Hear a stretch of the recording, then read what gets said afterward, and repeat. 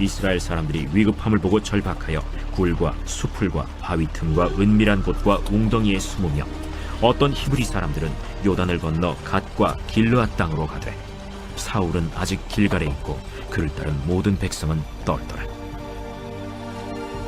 사울은 사무엘이 정한 기한대로 이레 동안을 기다렸으나 사무엘이 길갈로 오지 아니하매 백성이 사울에게서 흩어지는지라.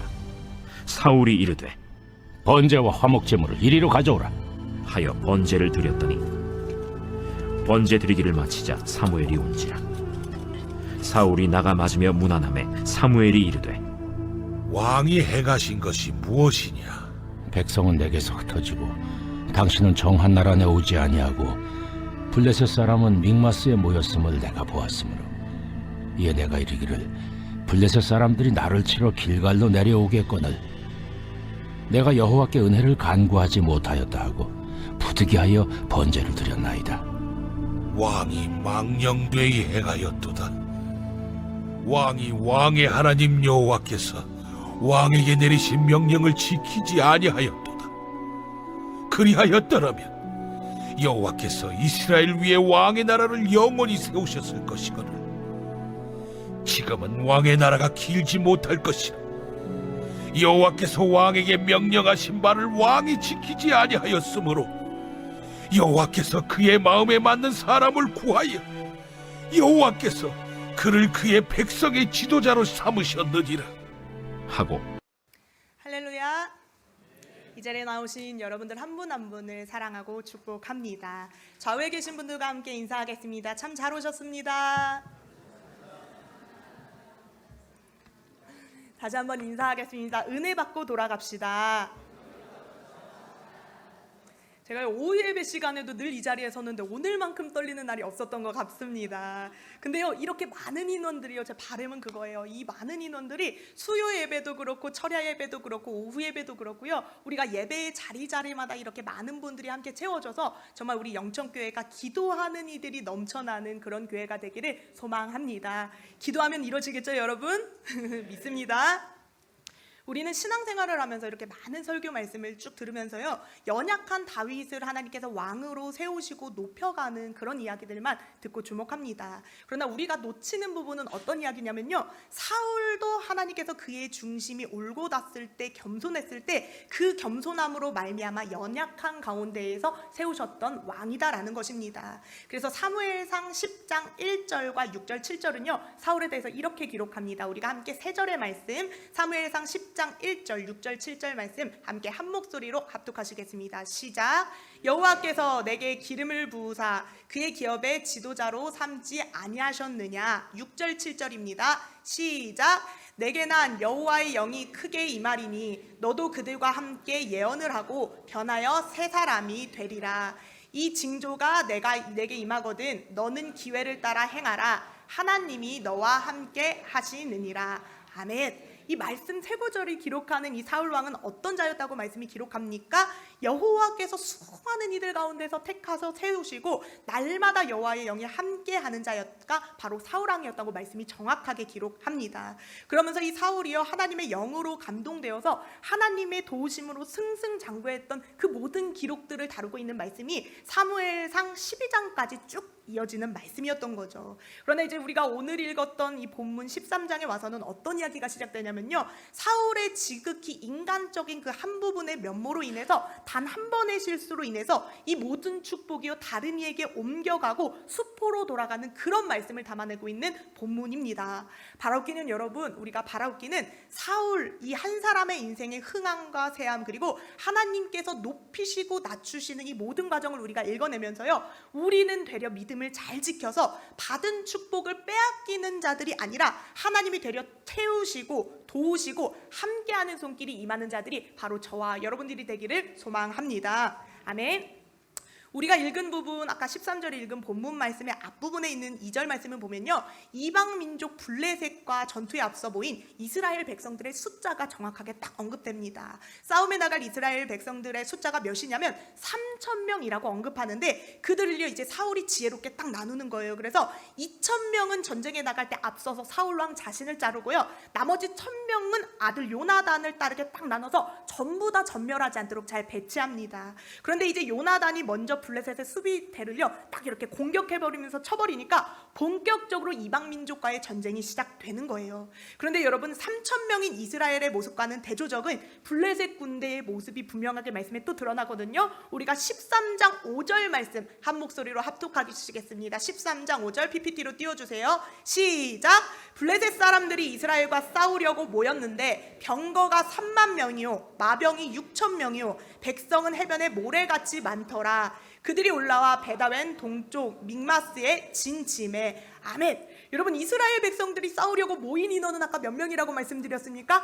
정확합니다. 3,000명이었어요. 그런데 여기서 블레셋 군대가 모였는데 그 시작이 되는 병거는 몇 명이라고 기록합니까? 3만 명. 정확히 숫자부터요 10배나 차이가 나더라라는 거예요. 그리고 우리가 함께 있지는 않았지만 19절의 말씀을 보면 말씀이 뭐라고 이렇게 기록하냐면, 이스라엘의 온 땅에는 아직 철공이 없었다고 말씀이 기록합니다. 즉 철을 만들고 철로 무기를 만들고 다룰 줄 아는 사람이 없어서 무기도 없을 뿐만 아니라 농기구도 없다는 거예요. 그래서 농기구를 철로 만든 농기구마저도 어디로 빌리러 가야 되냐면 블레셋으로 빌리고 사러 가야 되는 그런 상황들이 바로 이스라엘 백성들의 지금 상황이었다라는 것입니다. 즉 전쟁하기에 좋은 상황입니까? 전쟁을 할 수가 없는 상황입니까? 전쟁할 수 없는 너무나도 부족한 상황이었다라는 거예요. 그래서 이들이요 이 모든 자신들의 상황을 봅니다. 그러더니 이렇게 행동합니다. 함께 6절 말씀 우리가 한 목소리로 선포합니다. 6절입니다. 시작!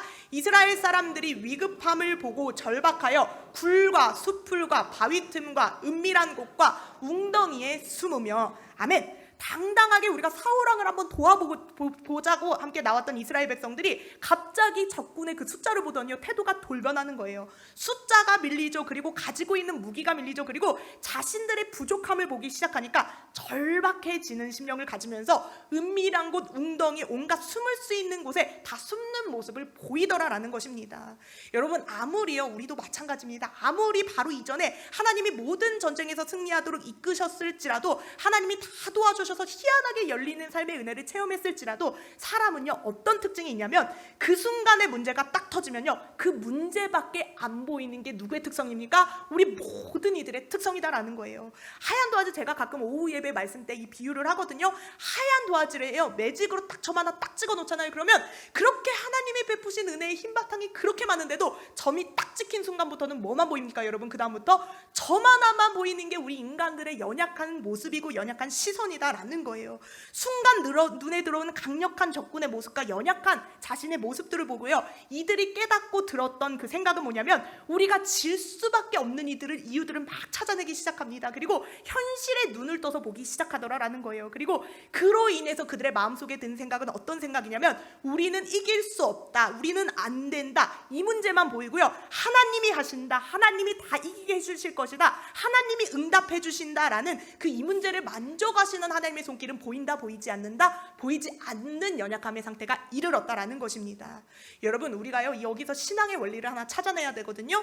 신앙에 있어서 가장 위험한 때가 언제인지 아십니까? 내 신앙과 믿음이 넘어지는 가장 위험한 때가 언제인지 아시냐는 거예요. 바로 우리의 육신의 눈, 영적인 눈은 가라앉고요 육신의 눈이 떠져서 눈앞에 보이는 것들을요 똑바로 보게 될 때가 되려 신앙이 가장 위험한 때다라는 것입니다. 참 역설적이지 않습니까? 보이는 것을 보고 현실적인 것을 제대로 보는 눈이 떠져야 맞는 것 같은데, 신앙에 있어서는요 내 눈에, 지금 내 육신의 눈에 보이는 게, 들리는 게 바로 무엇을 약하게 만드냐면, 우리 신앙과 믿음을 약하게 만드는 것들의 시작이 우리가 지금 눈으로 보고 귀로 듣는 모든 것들이 우리의 신앙을 약하게 만들어 버린다라는 거예요. 그러니까 여러분, 이게 얼마나 안타까운 말씀입니까? 눈에 들어온 것들을 보고 나니까 이 이스라엘 백성들이요 마음이 연약해지고 믿음이 무너지기 시작하는 거예요. 사울을 중심으로 할 수 있다고 모였던 이들이요 절박해지기 시작하더라라고 말씀이 기록합니다.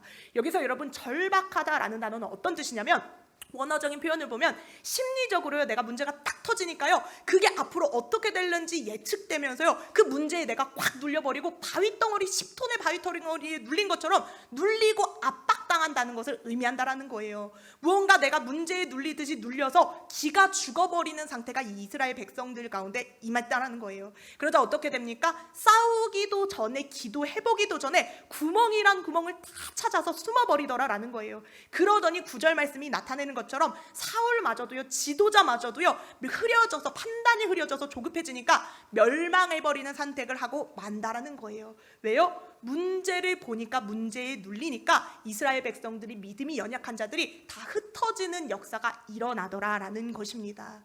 여러분, 우리가 여기서요, 첫 번째로 중요한 신앙의 원리를 발견해야 되는데, 우리가 신앙생활을 하면서 기억해야 될 것은 우리는요, 육신의 눈으로 살아가는 자들이 아니다라는 거예요. 무슨 눈으로 살아가는 자들이 아니다라는 거예요? 지금 내가 눈 뜨고 보고 있는 육신의 눈과 육신의 귀로만 살아가는 자들이 아니다라는 거예요. 우리는 보이는 것들만 믿고 들리는 것들을 듣는 사람들이 아니라 정말 보이지 않는 것들을 붙들고 살아가는 신앙인이, 바로 그 믿음이 있는 이들이 바로 누구입니까? 우리 그리스도인이다라는 거예요. 여러분, 생각해 보세요. 우리가 보이는 것만을 믿고 보이는 것만을 따르면 우리가 이 이른 시간에 나와서 하나님을 예배하고 기도하고 봉사하고 헌신하는 이 모든 게 무슨 의미가 있겠냐는 거예요. 눈에 보이게 변하는 것이 아무것도 없는 게, 우리가 기도하고 이렇게 말씀을 듣는 이 행위가 무슨 의미가 있냐라는 거예요. 사도 바울도요, 말씀에서 분명히 증언합니다. 뭐라고 말하냐면, 우리가 믿는 모든 보이는 믿음들이 거짓말이라면 우리만큼 미련하고 세상에서 불쌍한 자들이 없다라는 거예요. 하지만 우리는 어떤 말씀을 믿어야 되냐면 예수님께서 도마에게 하셨던 말씀, 너는 보고 믿느냐, 너는 보이는 기적들만 보고 믿느냐, 그게 아니라 보지 않고 믿는 자들은 더욱 복되도다라고 하셨던 것과 같이, 우리는 보이지 않을지라도 지금 이 시간에요, 여러분들의 심령을 지금 이 시간에도 만져가시고 변화시켜가시고 여러분들의 모든 문제를 다뤄가시는 그 하나님의 손길을 보일 수 있는 영적인 눈이 우리 가운데 지금 이 시간 떠져야 한다라는 것입니다. 여러분, 육신의 눈은요, 문제만 보면 눌려버린다는 거예요. 아까 우리가 말했듯이 절박한 마음이 들면서요, 육신의 눈은 문제만 보면 눌려버린다는 거예요. 그리고 육신의 눈으로 보기 시작하면 문제에 압박당해버리고요, 예배의 자유와 기도의 자리를 떠나가게 되는 게 믿음이 연약한 자들의 육신의 눈이다라는 거예요. 그러나 여러분들의 믿음의 눈을 떴을 때 영적인 눈을 뜨잖아요. 그러면 그때부터 누가 일하기 시작하시냐면, 하나님이 지금 이 시간에도 여러분들의 아픈 몸을 치유하시고 회복시켜 주시며 가정에 무너진 모든 부분들을 지금 이 예배 가운데서 만지고 역사하시는 그 하나님의 손길이 보이기 시작한다라는 거예요. 여러분, 바라옵기는요, 보고 믿는 믿음이 아니라, 기적이 일어나야 꼭 믿는 믿음이 아니라 기적 전에 지금도 우리 가운데 역사하시고 만들어 가시는 그 하나님의 놀라운 손길을 볼 수 있는 영적인 눈이 저와 여러분들 가운데 열리길 소망합니다.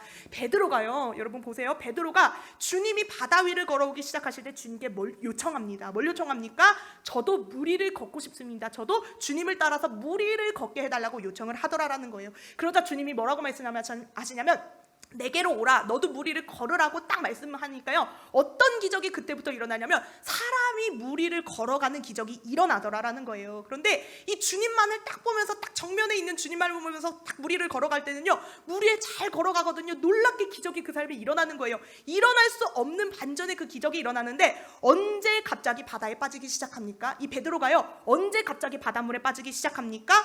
자기 발밑을 봤을 때, 물이 일렁이고 파도가 치는 자기 발밑을 보기 시작하니까, 현재를 보니까요, 문제를 보니까, 현실을 제대로 보기 시작하니까 문제에 눌려서 마음의 두려움이 임하더라라는 거예요. 그리고 마음의 두려움이 임하면서 믿음이 그 순간에 와라로 무너지니까, 부정적인 것들이 내 눈을 통해서 삶에 들어오기 시작하니까요, 믿음이 무너지면서 그 물 가운데 빠지기 시작하는 게 베드로의 인생이고 우리들의 인생이다라는 거예요.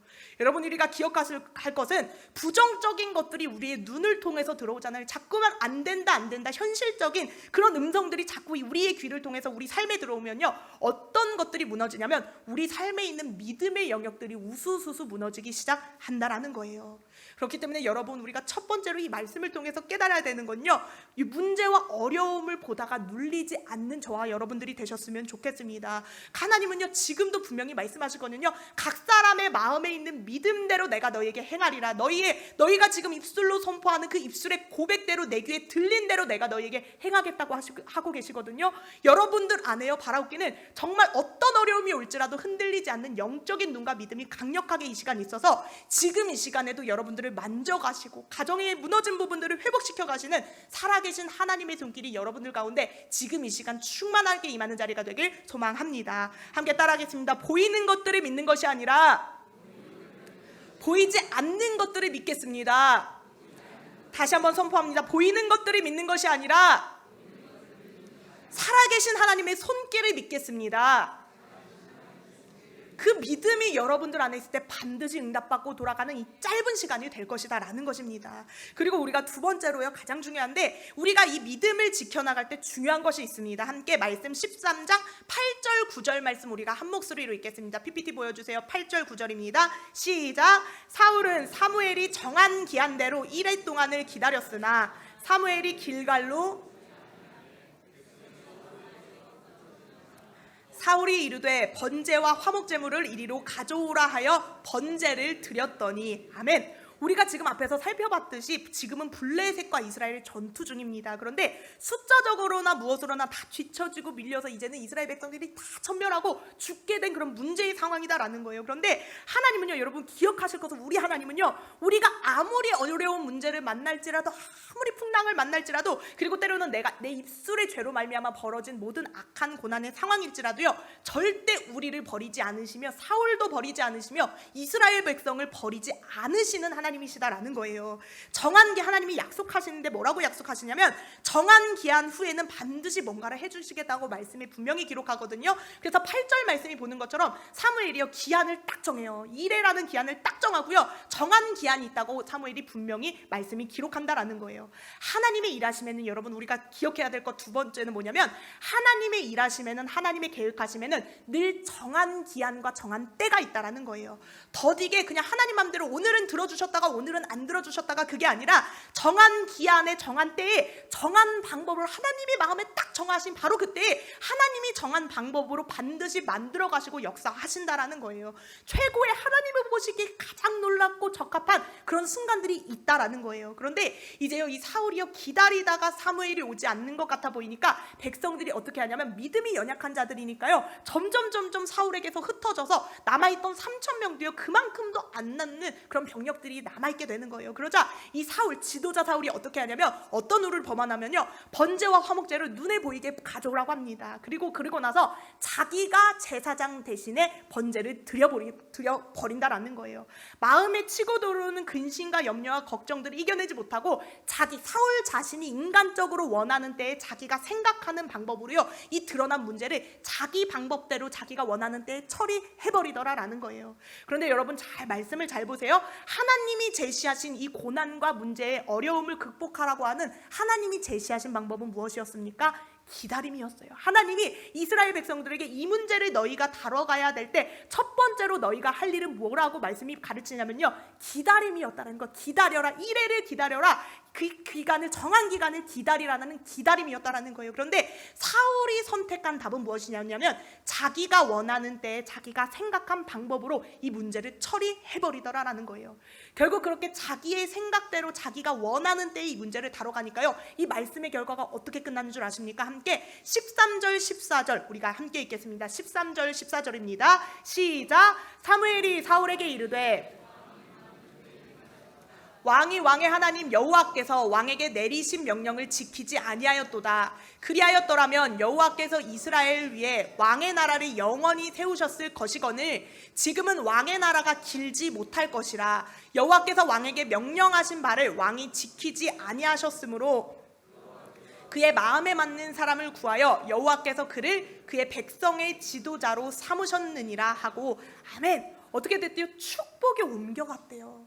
사울에게 임하였던 하나님의 응답과 축복이요, 이 사람에게서 다른 사람으로 그 축복의 촛대가 옮겨가는 결과가 임했다고 말씀이 기록합니다. 여러분, 믿음의 사람들에게 있어서는요 한 번의 선택이 너무나도 중요합니다. 한 번 순종하고 한 번의 불순종이요, 정말 누군가의 한 번의 순종은요 자기의 삶과 자녀들의 삶까지도 일으키는 축복이 될 수도 있지만, 누군가 그 한 사람의 불순종은요 3, 4대까지 저주를 받을 수 있는 그런 놀라운 선택이 될 수도 있다라는 거예요. 사무엘이요, 이 사울이 했던 이 한 번의 실수를 뭐라고 표현하는 줄 아세요? 뭐라고 표현하냐면 왕이 망령되이 행했다라고 기록합니다. 왕이 어떻게 행했다고요? 망령되이 행했다라고 기록한다라는 거예요. 여기서 망령되이 행했다라는 말의 뜻은요, 여러분, 이게 번역하면서 우리가 조금 알아듣기 어려운 단어로 되어 있는데 어떤 뜻이냐면, 원어로 보면 어떤 뜻이냐면, 왕이요 하나님을 몰라도 너무나도 모른다는 거예요. 하나님이 몰라도 너무 몰라서 너무나도 세상적으로 이 모든 문제를 다뤘다라고 기록하는 것이 망령되이 행했다라는 말씀의 뜻이다라는 거예요. 그리고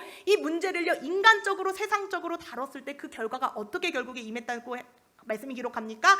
하나님이 세우시고 축복해 주셨던 그 왕위의 끝이 끝나버렸다는 거예요. 그리고 하나님이 주신 축복의 조태가 다른 이들에게 옮겨가고요, 가장 좋은 것들로 예비되었던 그 모든 하나님의 방법들이 무너지고 놓쳐지는 그 안타까운 결과가 이 사울의 삶에 이스라엘 백성들에게 임했다고 말씀이 기록한다라는 거예요. 여러분, 우리가요 신앙생활을 해나감에 있어서 조급함, 이 방법이 다룰 때 그래요. 조급함과 불안함에서 오는 결정들은 세상적일 때가 너무나도 많다는 거예요. 어떨 때 하는 결정이 가장 세상적이다라고요? 조급함과 불안할 때 하는, 우리가 선택하는 모든 결정과 선택들은요 세상적일 때가 많다라는 거예요. 그러나 신앙 안에서 우리가 기도하면서 기다리고 인내하고 가장 미련한 이런 것들로 채워진 이런 결정들은요 신앙적일 때가 너무나도 많다라는 거예요. 그런데도 불구하고 우리 믿음의 사람들이 기다리지 못하고 낙심하는 이유는요, 그 기다림이 하나님의 때가요 너무나도 우리의 머릿속에 이해가 가지 않고 길 때가 많기 때문입니다. 이 믿음의 사람들도요, 우리가 아무리 하나님에게 믿음이 굳세다, 헌금도 많이 드린다, 예배를 빠지지 않는다, 나는 장로다 권사다 그래도요 제일 어려운 순종이 뭐냐면 바로 이 기다림의 순종이다라는 거예요. 그런데 성경은요 모든 문제와 응답들을 다뤄가실 때 우리 문제에 대한 하나님의 응답의 축복에 하나님이 우리한테 기다림을 주시는 이유를 딱 두 가지로만 설명합니다. 두 가지로만 설명해요. 첫 번째는 뭐냐면, 그 하나님께서 우리에게 우리의 문제들과 이런 것들을 만져주실 때 그게 더디오고 기다림을 주신 이유는 뭐냐면, 첫 번째로 내가 아직 그 축복과 응답을 받을 준비, 감당할 준비가 되지 않았을 때 오는 하나님의 응답이 기다림이다라는 거예요. 이스라엘 백성들이요 약속의 땅 가나안 땅을 바로 앞에 두고도 그 가운데 그들의 마음 가운데 믿음이 준비가 안 되고, 언제든지 하나님이 툭 치시면, 그리고 시험과 역경이 오면 떠날 준비 핑계거리들이 가득하면서 입에 머무를 때요, 그 땅에 새 땅의 축복을 받을 만한 준비가 되지 않자 하나님이 그들을 어떻게 하시냐면 또다시 광야의 길로 돌리십니다. 그러면서요 그들에게 축복의 땅을 주시고 응답으로 임하시는 게 아니라 그들의 심령이 믿음으로 준비가 되지 않으니까 믿음으로 준비가 될 때까지 또다시 광야 길로 재탕하면서 돌리시더라라는 거예요. 그러다 언제 하나님의 축복과 응답이 제대로 임하냐면, 그들이 그 축복과 응답을 받고 누릴 수 있는 성품과 역량이 준비되었을 때 하나님은 주시는 하나님이시다라는 거예요. 그래서 우리가 때로는요 하나님께 오는 응답이 아무리 수십 년을 기도할지라도 나에게 응답이 임하지 않고 그 기도가 이루어지지 않을 때 우리가 가져야 되는 첫 번째 마음은요, 내가 이 모든 것들을 감당할 수 있는 역량이 내 안에 없구나, 아직 내가 하나님 안에서 굳센 믿음으로 이런 모든 것들을 감당하고 누릴 준비가 없구나, 준비된 자가 아니구나라는 걸 깨닫는 저와 여러분들이 되셨으면 좋겠습니다. 그리고 두 번째가요 가장 중요한데, 두 번째로 하나님이 우리에게 기다림을 주시는 이유는 뭐냐면, 모든 일에는요 하나님의 타이밍이 있기 때문이다라는 거예요. 함께 따라하겠습니다. 하나님은 타이밍의 하나님이십니다. 다시 한번 따라하겠습니다. 하나님은 타이밍의 하나님이십니다. 우리가 생각할 때는 우리가 모든 문제와 이 축복이 임할 때 이때 임했으면 좋겠다라고 생각하는 가장 베스트의 때가 있거든요. 그런데 하나님은요 우리가 생각할 때 가장 베스트, 가장 좋은 방법과 가장 좋은 때를요 절대 사용하지 않으신다라는 거예요. 누구만의 타이밍이 따로 있냐면, 우리가 보기에 좋은 타이밍과 때가 아니라 하나님이 보시기에 가장 좋은 타이밍이 하나님 마음 가운데 있다라는 거예요. 그래서 여러분, 우리가 마태복음 말씀에서요 예수님께서 70인 제자를 파송하시는 순간이 있거든요. 그들에게 가서 정말 두 배낭과 이런 짐들을 가지지 말고 너희가 70명이 이렇게 나가서 복음을 전도하는데 그들에게 뭐라고 말씀하시냐면 너희는 가서 모든 족속을 제사로 삼아 아버지와 아들과 성령의 이름으로 세례를 베풀라라고 우리에게 익숙한 말씀으로 하지 않으십니다. 뭐라고 그들에게 이렇게 전하라고 하시냐면 너희는 가되 어디에로만 가냐고 하시냐면 이스라엘 집에 잃어버린 양들 즉 유대인들에게만 가라라고 명령하신다라는 거예요. 여러분 참 이상하죠. 복음을 전하러 70명이나 되는 사람들이 이렇게 온 세상에 복음을 전하러 가는데 그 약속을요 미리 우리가 이방인들에게도 전하고 온 세상 모든 사람들에게 너희 70명이 복음을 전하라는 그 메시지를 딱 주시면 좋잖아요. 그러면 어떻게 돼요? 그러면 미리미리 모든 사람들이 이 70명이 막 퍼져서요 미리미리 모든 사람들에게 이방인들에게 복음을 전하면 얼마나 차분히 천천히 계획적으로 이 복음이 전파되겠냐는 거예요. 우리가 보기에는 그렇지만 하나님은요 절대 그런 방법을 사용하지 않으신다는 거예요. 그러면서 이 70에게는요 한계를 정해줘요. 어떤 한계냐면 너희는 가되 이방인들에게는 절대 가지 말고 어디로만 가라고 하냐면 이스라엘 백성들의 잃어버린 양들 유대인들에게만 가라고 전하라고 명령하신다라는 거예요. 그러더니요 언제 하나님께서 복음이 이방 민족에게까지 전해지는 타이밍이 이르냐면요 언제냐면 한참 뒤에 가서 사도행전에 기록됩니다. 사도행전에 뭐라고 기록되냐면 스데반이 죽었을 때 스데반이 죽고 초대교회를 향한 박해가 너무나도 극심해서요 모두가 고통스럽게 교회가 망했다고 흩어지고 헤어질 때 교회로 치면요 밑바닥을 치고 최악의 모든 고난들이 와서 교회가 무너지고 아픔이 그 가운데 가득 퍼졌을 때 바로 그 순간에요 민들레 홀씨를 우리가 후 불었을 때 어떻게 날아갑니까? 훅은 그 바람 한 번으로 인해서 민들레 홀씨가 쫙 퍼진 것처럼 바로 그 최악의 순간에 퍼져나가듯이 그렇게 그 순간을 그 타이밍의 순간을 하나님이요 복음 전파의 순간으로 사용하시더라라는 거예요.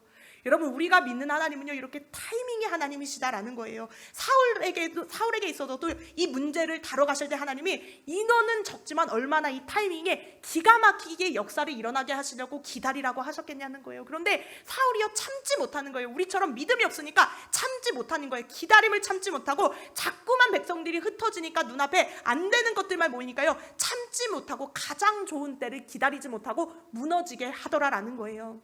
여러분이 하나님의 타이밍과 관련해서요 제가 한 간증을 들려드리려고 합니다. 제 주변에 몇 년 전에 한 권사님이요 저한테 이 얘기를 정말 은혜롭게 간증 들려주시더라고요. 이 권사님이 지금은 한 50대가 되셨는데 청년 시절부터요 예수님을 믿으면서 늘 기도 제목이 뭐였냐면 어머니가 한 번이라도 교회 다니게 해달라는 게 이분의 기도 제목이었다는 거예요. 그 정도로 안 믿는 가정 온 가족이 아무도 믿음이 안 들어갔대요. 본인도 청년 때부터 이제 믿음 생활을 시작하신 거예요. 그래서 혹여 교회라도 가자고 어머니한테 한 번이라도 얘기하면 그렇게 세상뿐이시니까 욕을 한 바가지 하더라라는 거예요. 너나 가가지고 그러지 왜 나까지 끌어들이냐고 이러면서 욕을 한 바가지 하시더라라는 거예요. 그래서 이 권사님은요 늘 30년 동안이나 해온 기도 제목이 온 가족이 교회에 다니는 엄마가 제발 교회에 다니는 게 이 기도 제목이었다라는 거예요. 그런데 30년 동안이나 기도했는데 여러분 이루어졌습니까? 안 이루어졌습니까? 30년 동안 기도했는데 이루어졌을까요? 안 이루어졌을까요? 안 이루어지니까 얼마나 인생이 답답했겠어요. 너무 오랜 시간 안 이루어지는 기도다 보니까요 이제는 그 기도를 습관처럼 하게 되더라라는 거예요. 그래서 물질의 문제가 터지면 급한 물질의 문제 기도하고 자녀 가운데 자녀들의 앞길이 막히는 문제가 있으면 자녀들의 문제를 기도하고 맨 마지막에 그냥 한 줄로 엄마도 교회 다니게 해주세요. 나중에는요 간절함이 사라지고 이렇게 중언부언하면서 엄마도 교회 다니게 해주세요. 딱 한 줄로만 습관적으로 기도하는 그런 상태에 이르렀다라는 거예요. 그런데 어느 날요 그 교회에서 전도축제, 새생명 축제라고 하는 전도축제를 하는 날이었다고 합니다. 몇 달 전부터 1월부터요 이 4월 달까지 성도들이요 자기가 데려올 태신자의 이름을 나무에 딱 걸어두고요 계속해서 기도하고 준비하면서 이 전도축제의 그 부활절의 날이 오기를 간절하게 기도하는 마음으로 헌신했던 거예요. 그런데 이 권사님도 이번에는 뭔가 될 것 같았대요. 이번에는 저렇게 다들 마음 모아서 기도하니까 왠지 우리 엄마도 우리 교회에 올 수 있을 것 같다라는 그런 간절함을 가지고 엄마가 교회를 나오기를 위해서 정말 간절히 4개월 동안 아침 저녁으로 기도했다라는 거예요. 그리고 나서 4월 부활주일날 새생명 초청주일 전도축제주일 당일이 되었습니다. 여러분 어떤 일이 일어난 줄 아십니까? 어떤 일이 일어난 줄 아세요? 온 교우들이요 온 교회가 부흥됩니다. 그래서 온 교우들이 정말 자기가 눈물로 기도한 사람들을요 한 명씩 다 안 데려온 사람이 없을 정도로 한 명씩 다 교회로 데리고 나오는 그 부흥되는 축복이 열리더라라는 거예요. 그래서 어떤 분은요 온 가족이 10명도 넘은 온 가족이 다시 교회로 나왔다고 간증을 하기도 하고 안 나오던 나머지 가정들은요 안 나오던 딸과 아들들이 막 교회로 나오니까 부모님들도 너무 기뻐하면서 막 눈물을 흘리고 그렇게 그날만큼은 정말 음식도 맛있게 나누면서 축제같이 모두가 행복해하던 그날 하루가 밝았더라라는 거예요. 그런데요 여러분, 모두가 기뻐할 때 기뻐할 수 있는 한 사람이 있었습니다. 여러분 누구겠습니까? 모두가 기뻐할 때요 기뻐할 수 없는 한 사람이 있었다는 거예요. 누구였냐면 바로 이 한켠에서요 이 권사님은 웃을 수가 없다라는 거예요. 왜냐하면 이 권사님네 어머니는요 결국에 그 날에 이르기까지 끝까지 그 교회에 오지 않았더라라는 거예요. 그래서 이 권사님이요 남들은 막 흥을 부둥켜 안고 간증이 흘러넘치면서 그렇게 축제 분위기로 하는데 모두가 기뻐하면 기뻐할수록 자기 마음은 어때요? 너무나 그 모습이 꼴보기 싫고 밉더라라는 거예요. 하나님 내 기도는요 왜 내 기도는 안 들어주시고 나는 30년 동안 기도했는데 저 사람의 기도만 들어주시냐고 하면서 그렇게 하나님이 원망스러우면서요 이 기도를 이제는 내려놓게 되었다라는 거예요. 그래서 모두가 기뻐할수록요 그분 혼자서 마음이 지옥, 아무에게도 티는 안 내고 말은 못했지만요 혼자서만 마음이 지옥인 그 하루를 보내셨다라는 거예요. 하나님 내 기도는 30년 동안 했는데 왜 안 들어주세요? 이 하루를요 그렇게 보낸 거예요. 그렇게 한 주가 흘러갑니다. 반전이 있었으면 좋겠는데요 그렇게 그대로 한 주가 딱 흘러가는 거예요. 그 다음 주에 이제 엄마한테 전화가 왔다는 거예요. 어머니한테 전화가 왔는데 그래서 통화를 하는데 어머니가요 딱 이렇게 말씀하시더라라는 거예요. 나 지난주에 우리 동네 교회 갔다 라고 딱 이렇게 말씀하시더라라는 거예요. 그래서 어머 너무 놀랍잖아요. 그래서 엄마 내가 그렇게 교회 나오라고 할 때 우리 교회는 안 나오면서 어떻게 하다가 교회를 가냐라고 했더니요 앞집에요 권사님이 사셨대요. 또 감리교 권사님이 사셨다는 거예요. 그래서 앞집 친한 권사님이 한 명 전도 안 하면 그렇게 교회에서 창피하고 내가 권사인데 한 명이라도 전도 안 하면 그렇게 부끄러우니까 제발 와달라고 맨날 아침 저녁으로 이 집 문을 두드리더라라는 거예요. 그래서 하도 사정하길래 그래 한 번만 내가 가준다라는 마음으로 그 한 번을 갔더라라는 거예요. 여러분 이 권사님 언제 이분이 그렇게 갔습니까?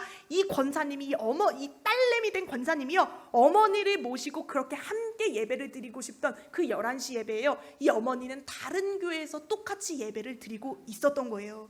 여러분 이 하나님의 손길이요 우리가 잘 생각해보면 얼마나 놀랍습니까? 타이밍이 얼마나 놀랍지 않냐는 거예요. 이분은요 이 권사님은 이 30년 동안 기도했던 권사님은요 똑같은 11시 예배에 이곳에서 눈물 지으면서 엄마는 저기서 예배 드리고 있는데 그걸 모르니까 뭐라고 기도했냐면 하나님 왜 우리 엄마는 안 오게 해주셨어요? 왜 내 기도는 30년 동안 안 들어주셨어요? 하나님 왜 내 기도에는 응답을 안 하십니까? 이러면서요 그렇게 모두를 꼴보기 싫어하고 그렇게 안 좋은 마음으로 눈물을 흘리면서 그렇게 하루를 마감했는데 그 동일한 시간에 저쪽에선 어떤 역사가 일어났다는 거예요. 다른 한편에선 하나님의 손길 안에서 어머니가 만져지고 있는 그 역사가 동시에 저쪽에선 일어나는 역사가 일어났다라는 거예요. 30년의 기도가요 비록 내 생각대로 내 방법대로 내가 원하는 때대로 우리 교회에서 드린 건 아닐지라도 30년의 기도가 결실을 맺는데요 같은 시간에 다른 곳에서 하나님의 움직이심의 손길은 계속되고 있었다라는 것입니다. 여러분 이 기가 막힌 타이밍에 기가 막힌 하나님의 방법이 임하는 게요 바로 여러분들이 믿는 하나님의 방법이다라는 거예요. 이걸 위해서 기다리게 하시고 이걸 위해서 눈물을 흘리면서 기도하게 하시는 그 하나님이 누구의 하나님이에요? 이분의 하나님뿐만 아니라 바로 여러분들이 믿는 그 하나님이시다라는 거예요. 하나님은요 여러분 정말 기가 막힌 타이밍의 하나님이세요. 그리고 반전의 하나님이시다라는 거예요. 그래서 성경 구절 우리가 마지막으로 이사야 55장 8절 한 목소리로 읽겠습니다. 이사야 55장 8절 PPT로 띄워주세요. 이사야 55장 8절입니다. 이사야 55장 8절 한 목소리 읽겠습니다. 시작. 이는 내 생각이 너희의 생각과 다르며 내 길은 너희의 길과 다름이니라. 여호와의 말씀이라. 한 번 더 읽겠습니다. 선포하듯이 읽습니다. 한 번 더 시작. 이는 내 생각이 너희의 생각과 다르며 내 길은 너희의 길과 다름이니라. 여호와의 말씀이니라. 아멘. 하나님이요 여러분들의 모든 문제와 아픔을 해결하시고 만져가실 때는 정말 누구도 예상하지 못한 순간에 예상하지 못한 방법으로 만져주신다라는 거예요. 우리 하나님은요 여러분들이 기도했던 30년 전의 기도도 20년 전의 기도도 10년 전의 기도도 잊지 않으시고 반드시 결실을 맺게 하시는데요 최고의 타이밍에 정말 최고의 순간에 최고의 것들로 갚아주시는 그 하나님의 손길이 지금도 여러분들의 머리마다 심령마다 지금도 함께하고 있다라는 거예요. 여러분들 지금 이 시간 나올 때 어떤 기도 제목과 문제들을 가지고 나오셨습니까? 남들에게 말하지 못하는 가정의 제목들 있잖아요. 가정의 불화들 있고 아픔들 있고요 남들에게 말하지 못하는 물질의 문제들과 자녀들의 아픔이 있는 문제들이 있잖아요. 그런데 하나님이요 그 문제를 만지기 시작되면요 사람의 힘으로 사람은 변화시킬 수 없지만 하나님이 그 사람을 만지기 시작하면 어떻게 됩니까? 그 사람이 뒤집어지는 역사가 일어난다라는 거예요. 야곱이 이스라엘이 됐던 것처럼 정말 그 망나니 같이 남의 발 뒤꿈치만 잡아가면서 그렇게 채갔던 속이는 인생이었던 야곱을요, 하나님이 만지시고 터치하시니까 정말 그의 인생이 바뀌었던 것처럼 하나님이 만지시면 이 모든 문제가요 놀랍게 해결되는 역사가 임할 것을 그 믿음이 여러분들 안에 회복되기를 소망합니다. 함께 따라하겠습니다. 하나님이 만지시면 우리의 모든 문제가 기가 막히게 해결됩니다. 다시 한번 따라하겠습니다. 하나님이 만지시면 우리의 모든 아픔이 다 해결됩니다. 이 시간 그 하나님의 손길을 경험하고 가는 저와 여러분들 되셨으면 좋겠습니다. 우리가 함께요 찬양 하나 부르고 함께 통성으로 기도하고 우리가 마무리하도록 하겠습니다. 주가 이르시네라는 찬양인데요, 하나님의 타이밍은 정말 우리랑 다릅니다. 어떠냐면요, 우리가 정말 모든 것이 끝났다고 생각할 때, 정말 우리가 봤을 때 모든 문이 사방에 닫혔다고 생각할 때, 우리가 인간적으로 생각하는 모든 인간의 방법들이 다 막혔을 때요, 하나님은 그때가 하나님의 타이밍이라고 말씀이 기록한다라는 거예요. 주가 일하시네 라는 가사를 보면 이래요. 날이 저물어 갈 때, 빈들에서 내가 홀로 걸을 때, 그때가 어떤 때냐고 말씀이 이 찬양이 기록하냐면 그때가 바로 하나님이 만지시는 하나님의 역사의 때라는 거예요. 우리가 이 찬양이요 여러분들의 삶의 고백이 되길 바라는 마음으로 함께 이 찬양 하시겠습니다. 주가 일하시네 함께 찬양합니다.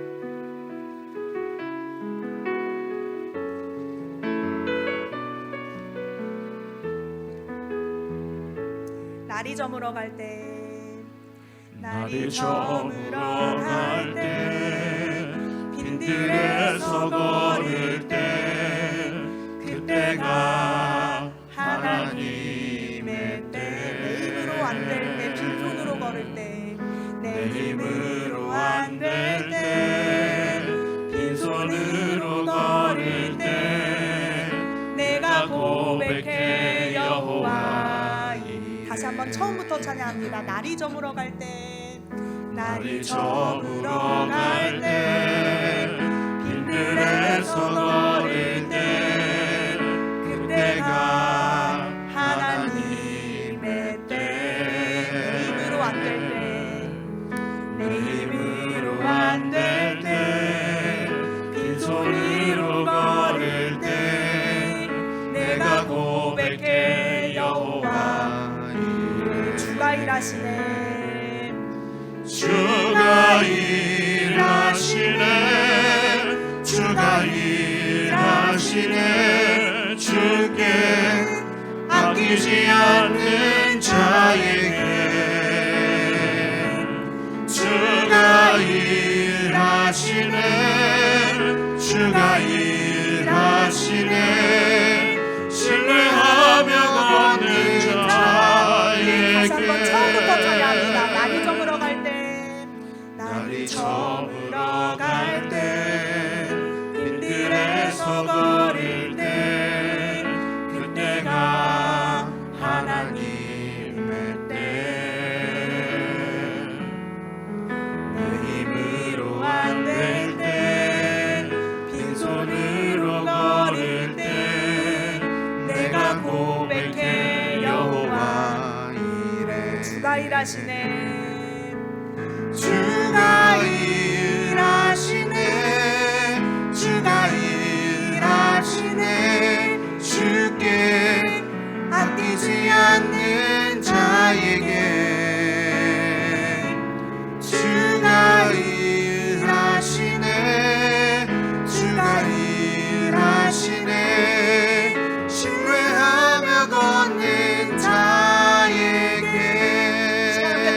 기도하셨으면 좋겠습니다. 하나님, 우리가 하나님의 십자가 앞에 나올 때 정말 수고하고 짐진 모든 문제들과 어려움과 하나님께서 만져주시기 위한, 정말 만져주셨으면 좋겠는 모든 삶의 어려움들과 가정의 물질의 문제와 깨어진 관계들의 문제와 가정의 어려움들과 자녀들의 모든 문제들을 놓고 우리가 가지고 나왔습니다. 하나님, 우리의 모든 문제들을 만져주시고 함께하여 주셔서 우리의 오래된 기도 제목도 30년 된 기도의 제목일지라도 하나님께서 원하시는 타이밍에 가장 좋은 것들로 갚아주시고 채워주시는 그 하나님의 때가 이르게 해달라고 함께 기도하셨으면 좋겠습니다. 하나님이 여러분들의 모든 문제를 만져주시면요, 하나님이 여러분들의 모든 문제들을 만져가실 때 반드시 그 문제는 해결될 것을 믿습니다. 우리의 모든 인간적인 눈으로 볼 때는 모든 것이 사방이 우겨쌈을 당하고 막혀있는 것처럼 보일지라도 하나님이 그 문제를 바꿔가시고 하나님이 여러분들의 자녀들을 만져주시면 하나님은 반드시 그 문제들을 거룩하게 정말 깨끗하게 군더더기 없이 반드시 해결해 주실 것입니다.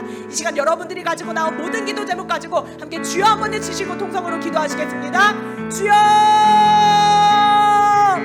살아계신 하나님, 우리가 정말 하나님의 말씀 가운데서 우리의 모든 문제들이 만져지는 시간 되기를 소망합니다. 하나님의 말씀 가운데서 이루어지는 모든 순서들이 될 수 있도록 주님께서 붙들어 주시옵시고, 우리가 자녀들을 위한 기도의 제목들, 우리가 삶의 어려운 문제들을 가지고 나온 모든 제목들이 하나님 안에서 하나님께서 보시기에 가장 귀한 때에, 가장 귀한 타이밍의 때에 하나님께서 우리의 문제들을 만져주시기를 소망합니다. 하나님, 때로는 그리고 우리가 기다림을 못할지라도, 때로는 우리가 인간적인 생각과 인간적인 마음들로 하나님 기다리지 못할지라도 하나님의 때에는 가장 안 좋은 바로 그때에도, 인간적으로 보기에 모든 것이 무너져 있는 그때일지라도 하나님께서는 우리를 살려주시며 함께해 주시며 우리의 모든 문제들을 바꿔가시는 놀라운 하나님이신 것을 믿습니다. 하나님, 우리가 선포하며 기도하게 해 주시옵소서. 예수 그리스도의 이름에 능력이 있음을, 예수 그리스도의 이름으로 우리가 기도할 때 반드시 모든 기도의 제목마다 응답하고 돌아갈 것을 하나님, 우리가 믿음으로 선포하는 입술도 되게 하여 주시옵시고, 이 시간에도 우리를 살리시고 함께하여 주시며 역사해 주시는 하나님의 놀라운 은혜가 임하는 자리가 되게 하여 주시옵소서. 아버지 하나님의 말씀이 정말 우리 삶의 능력이 되게 하여 주시옵시고, 이 시간에도 우리를 붙드시며 함께하여 주시는 그 하나님의 능력이 임하는 자들이 될 수 있도록 주님께서 붙드시고 함께하여 주시옵소서. 우리의 삶의 모든 자리마다 역사하시는 하나님의 손길을 경험하고 돌아가게 하여 주시옵소서. 이 시간 각 사람의 믿음대로 응답받고 돌아가는 발걸음이 되게 하여 주시옵시고, 우리가 정말 하나님께 믿고 구한 것마다, 정말 입술로 하나님께 선포하며 구한 모든 것마다 하나님께서 원하시는 가장 귀한 때에 이루어질 것을 믿는 믿음이 우리 가운데 있게 하여 주시옵소서. 사랑과 내가 풍성하신 하나님, 우리가 하나님 앞에 모든 기도의 제목 올려드립니다. 하나님, 사람의 인간적인 눈으로 볼 때는 사방이 우겨쌈을 당하고 닫힌 문처럼 보일지라도 그 닫힌 문을 열리게 하실 손길이 하나님의 손길이심을 우리가 믿습니다. 하나님, 우리가 구한 모든 것들은, 믿고 구한 모든 것들을 응답받고 돌아가는 귀한 발걸음이 되게 하여 주시옵시고, 하나님께서 이 문제를 만져주시고자 하시는 바로 그때, 우리가 때로는 빈들에서 걷고 정말 홀로 있는 것 같은 그때에 우리의 모든 건강의 문제와 물질의 문제와 자녀들의 문제와 가정의 모든 연약한 모든 문제들을 하나님께서 만져주실 것을 우리가 믿음으로 선포하며 구하게 하여 주시옵시고, 믿음으로 구했으면 하나님 근심빛 없이 돌아가는 귀한 발걸음, 은혜와 축복의 발걸음이 되도록 주님께서 한 사람 한 사람의 심령을 만지시고 굳은 믿음을 허락하여 주시옵소서. 예수님 이름으로 기도합니다. 아멘.